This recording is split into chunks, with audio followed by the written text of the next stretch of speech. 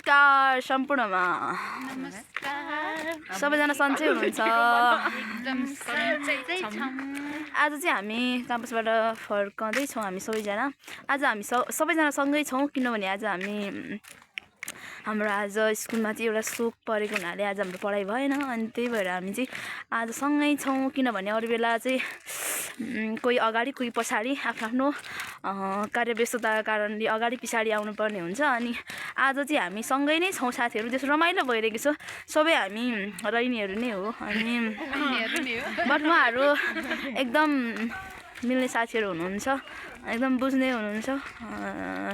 खुसी लागेको साथ सँगै हिँड्न पाएको छौँ है। कस्तो लागिरहेछ तपाईँहरूलाई आज? एकदम रमाइलो। के भन्नु? खुसी हो। आशा छ तपाईँहरू पनि खुसी हुनुहुन्छ अनि हुनुहोस् पनि। यदि हुनुहुन्न भने पनि भइदिनुहोस्। हाम्रो भिडियो हेरेर अब हामी सँगै हुने समय पनि खासै धेरै छैन। अब पछि त अब हाम्रो पढाइ लगभग सकिन लागेको छ, हाम्रो 4 वर्ष कोर्स। अनि त्यसपछि त अब आफ्नो कार्यस्थलतिर जानुपर्ने हुँदा अब कोही कहाँ सँगै सधैँभरि पनि हुँदैन।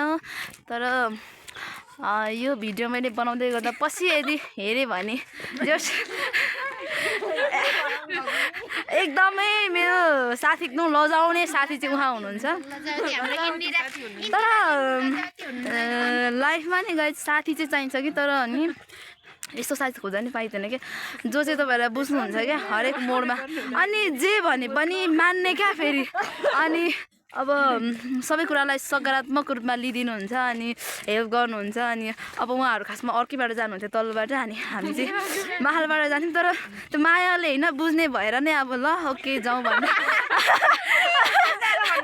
हामीसँग आज हामी सँगै छौँ। जोस् साथीहरू भनेको चाहिन्छ अनि हुनुपर्छ अनि हुनुहुन्छ पनि। अनि जोस् हामी एकअर्कासँग हुँदा एक्लो फिल हुँदैन कहिले पनि अनि गराउनु पनि हुन्न अनि सकेसम्म नगराउनु लाग्छ। हामी अब कोही साथीहरू त हुन्छ नि त मिल्ने एकातिर हिँड्ने, अनि हामी चाहिँ सबैजना सँगै छौँ अनि खुसी छौँ अनि खुसी साथ बाँचौँ अनि रमाऊ। आजलाई बाई बाई। अनि हामी कुनै समय फेरि यसरी नै भिडियो बनाउने छौँ। जोस् उहाँहरू नि स्क्रिनमा देखिनु भएको छ, आज एकदम लजाउनु भएको छ। नत्र हाम्रो साथीहरू अलि लजाउनुहुन्थ्यो, लुक्नुहुन्थ्यो। आज चाहिँ जोस् उहाँहरू नि एकदम ह्याप्पी हुनुहुन्छ। Thank you all of you guys. Bye bye. See you again. Bye bye. India, raise your hand.